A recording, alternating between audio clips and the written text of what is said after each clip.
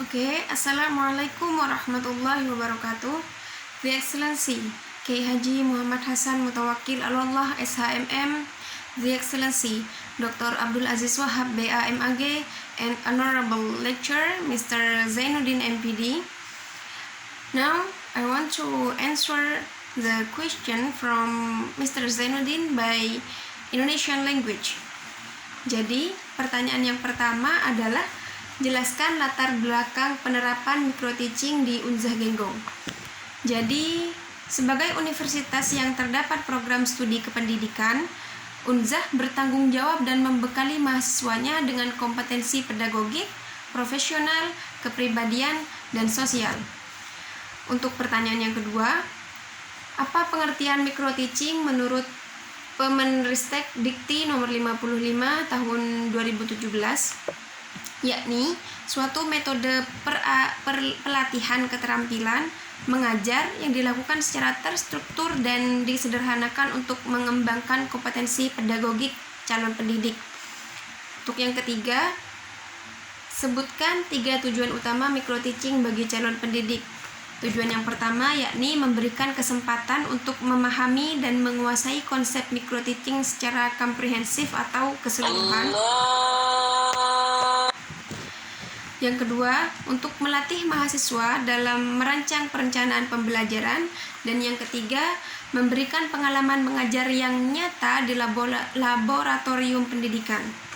Pertanyaan yang keempat, bagaimana relevansi microteaching dalam mempersiapkan mahasiswa menghadapi PPLK, yakni sebagai tahap persiapan yang signifikan bagi mahasiswa sebelum menghadapi PPLK. Pertanyaan yang kelima, mengapa microteaching disebut sebagai real teaching meskipun dilakukan dalam skala terbatas? Karena microteaching di sini dirancang untuk meningkatkan keterampilan mengajar siswa atau mahasiswa secara bertahap dan sistematis. Pertanyaan dan jawaban barusan merupakan bagian dari bab 1. Selanjutnya, bab 2. Pertanyaan yang pertama, sebutkan 3 peraturan atau kebijakan yang mendasari implementasi kurikulum merdeka. Yang pertama adalah Permendikbudristek nomor 16 tahun 2022. Yang kedua, keputusan Mendikbudristek nomor 56/M/ tahun 2022. Yang ketiga, keputusan Menteri Agama KMA nomor 347 tahun 2022. Soal yang ketiga, jelaskan langkah-langkah menyusun alur tujuan pembelajaran atau ATP. Yakni, untuk soal yang kedua, apa perbedaan antara capaian pembelajaran dan tujuan pembelajaran? Capaian pembelajaran adalah kompetensi pembelajaran yang harus dicapai oleh peserta didik pada setiap fase. Sedangkan tujuan pembelajaran adalah pernyataan yang menggambarkan kompetensi yang ingin dicapai oleh peserta didik pada setiap pembelajaran. Soal nomor 3 adalah jelaskan langkah-langkah menyusun alur tujuan pembelajaran. Yang pertama, pelajari CP, capaian pembelajaran. Yang kedua, urai capaian pembelajaran menjadi beberapa tujuan pembelajaran. Selanjutnya, susun tujuan pembelajaran dalam urutan logis. Dan yang terakhir, pastikan progresinya masuk akal. Soal yang keempat, mengapa capaian pembelajaran dalam kurikulum merdeka disusun berdasarkan fase bukan jenjang kelas? Karena memungkinkan pendekatan yang lebih fleksibel dan kontekstual. Pertanyaan yang kelima, berikan contoh komponen administrasi pembelajaran yang wajib disiapkan guru dalam kurikulum merdeka. Ada modul ajar, ATP, Kaldik, Prota, dan yang terakhir Promis. Untuk bab 3, selanjutnya bab 3, dari soal yang pertama, sebutkan 5 contoh metode pembelajaran active learning yang direkomendasikan dalam kurikulum merdeka.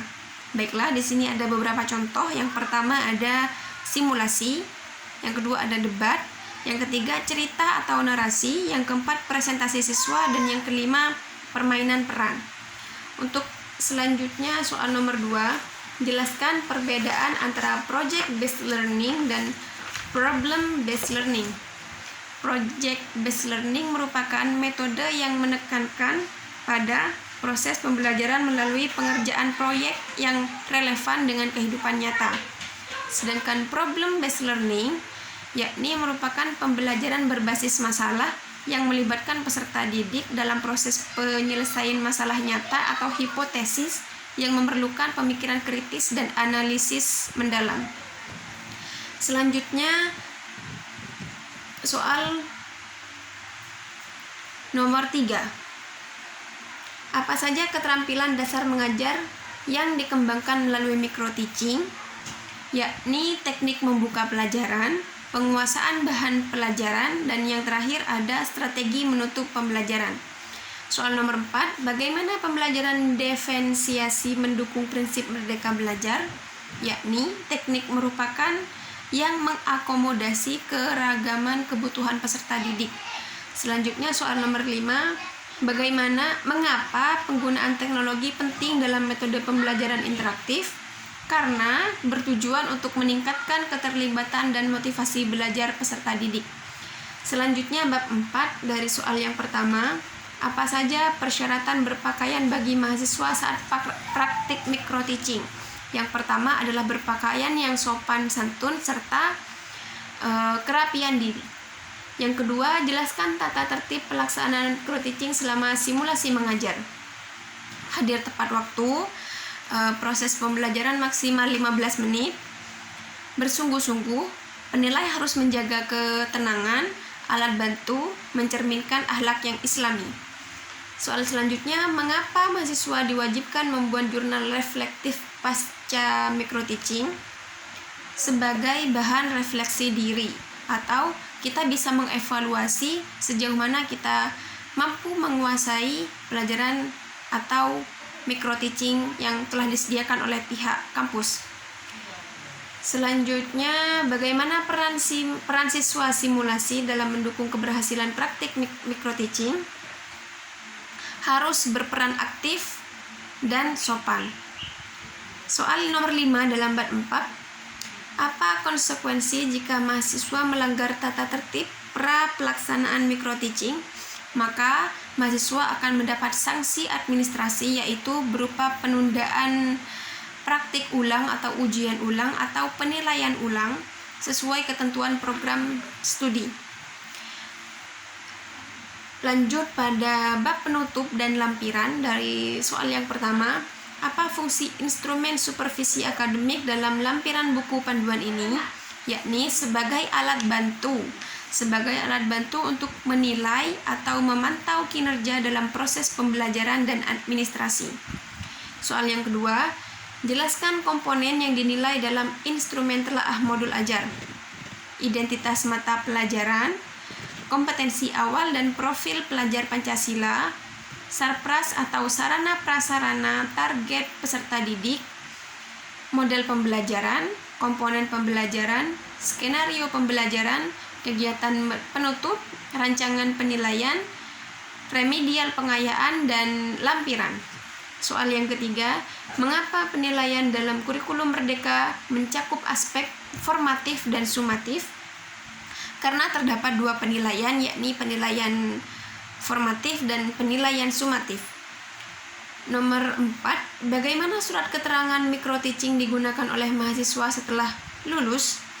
Sebagai bukti karena telah mengikuti dan menguasai serta menyelesaikan kegiatan micro-teaching dengan baik. Soal yang terakhir pada bab 5, apa tujuan utama penyusunan buku panduan ini menurut bab penutup? Untuk menjadi pedoman pelaksanaan micro-teaching bagi mahasiswa Universitas Islam Zainul Hasan Genggong. Mungkin hanya ini yang dapat saya sampaikan. And the last I say, wassalamualaikum warahmatullahi wabarakatuh.